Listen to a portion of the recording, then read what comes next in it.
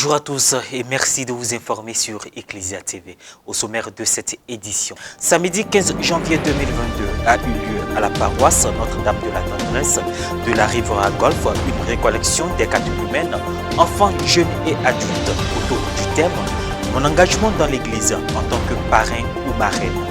Louange, prière, méditation du chapelet, enseignement du Père Serge Thomas et messe ont marqué cette journée de rencontre, d'expériences spirituelles avec les catéchumènes en cheminement pour recevoir les sacrements.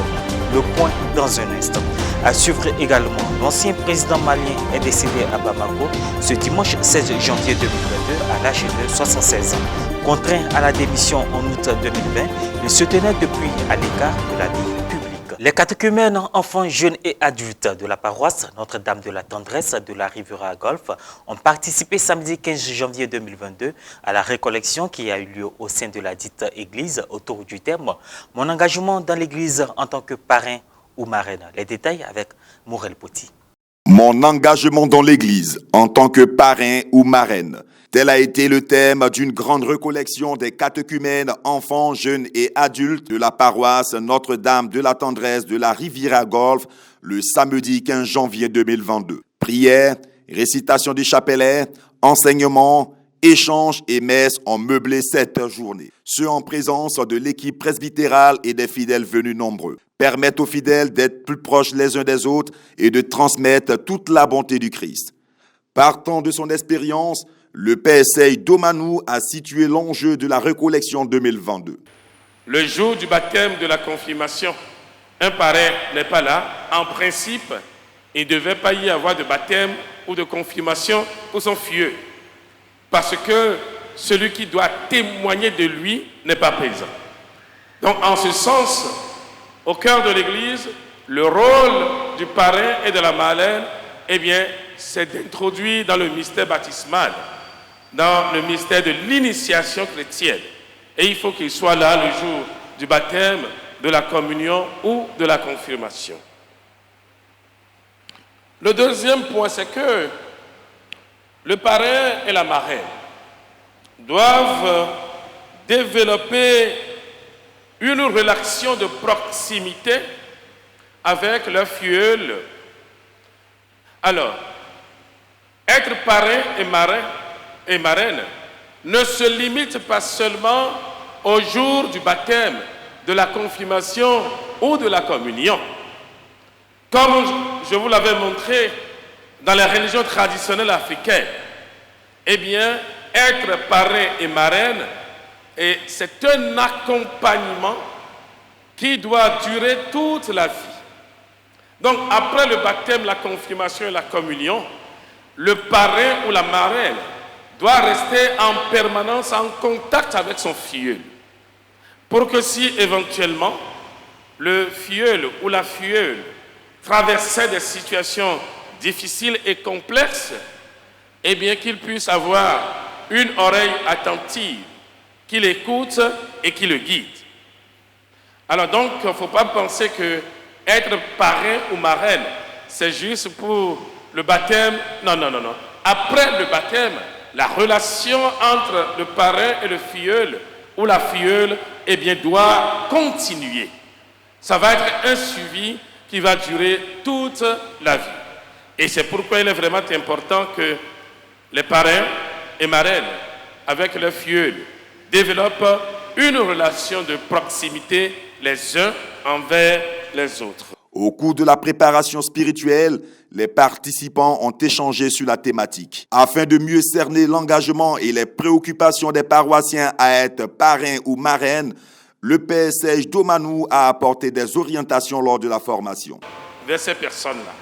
Cela suppose qu'entre-temps, vous avez un répertoire de personnes ressources qui ont fait montre de valeurs chrétiennes certaines et qui peuvent valablement assumer la responsabilité de parrain et de marraine. Alors, quand les personnes viennent vous solliciter, étant de dire que vous avez un répertoire disponible, vous dites, bon voilà, je ne peux pas, mais je vous conseille telle personne. Je préfère qu'on agisse comme ça que d'accumuler pour que plus tard, ça devienne vraiment difficile de pouvoir suivre la filleule ou le filleul comme le requiert la responsabilité de parrain ou de marraine.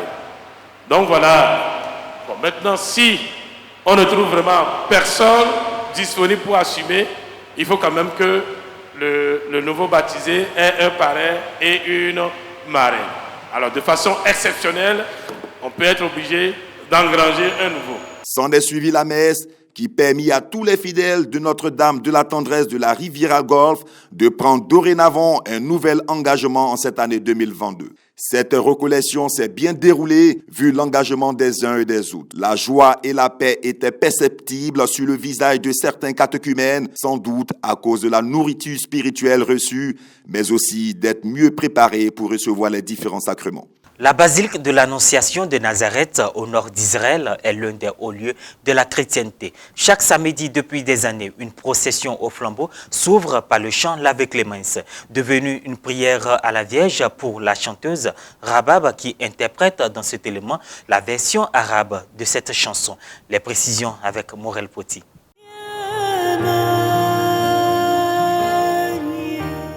Chaque samedi soir, dans la basilique de l'Annonciation à Nazareth, résonne le chant de l'Ave Clémence qui ouvre depuis des années la procession hebdomadaire au flambeau. La chanteuse Rabab, qui interprète la version arabe de cette chanson, ce texte est devenu sa prière à la Vierge. Quand je chante l'Ave Clémence, c'est comme si j'étais une petite fille qui parle à sa mère, mais pas n'importe quelle mère, à Marie, la mère de Jésus, la mère de tous, la mère du monde entier.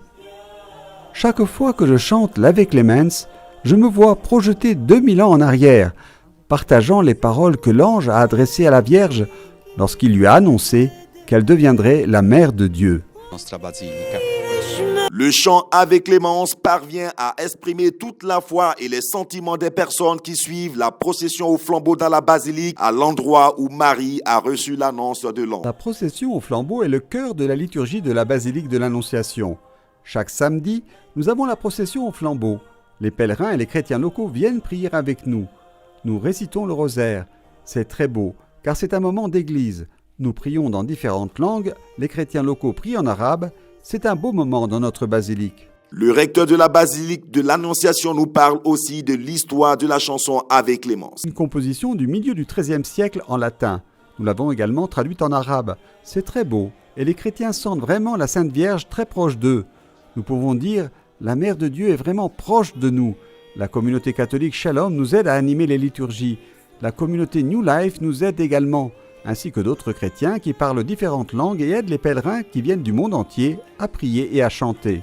Dans les paroles de la chanson, on trouve également une belle salutation des enfants à leur mère, la Vierge de Nazareth dont ils demandent l'intercession. La version italienne de l'Ave Clémence dit « Je te salue, étoile du matin, je te salue, guide du chemin, femme d'une infinie bonté. Je te salue Marie.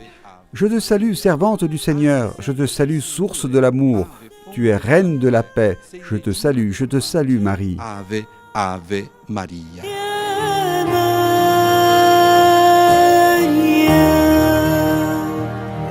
L'ex-président malien Ibrahim Boubacar Keïta, qui a dirigé le Mali entre 2013 et 2020, est décédé ce dimanche 16 janvier 2022 à son domicile de Bamako. Ibrahim Boubacar Keïta, élu président du Mali en septembre 2013, avait été renversé par des militaires en août 2020. Le Mali, déjà plongé dans une grave crise sécuritaire et politique, depuis le déclenchement d'insurrections indépendantistes et djihadistes en 2012, fait aussi face depuis une semaine à de lourdes sanctions de la CEDEAO. Et voilà, c'est la fin de cette édition. Merci de l'avoir suivi. Merci de rester sur Ecclesia TV.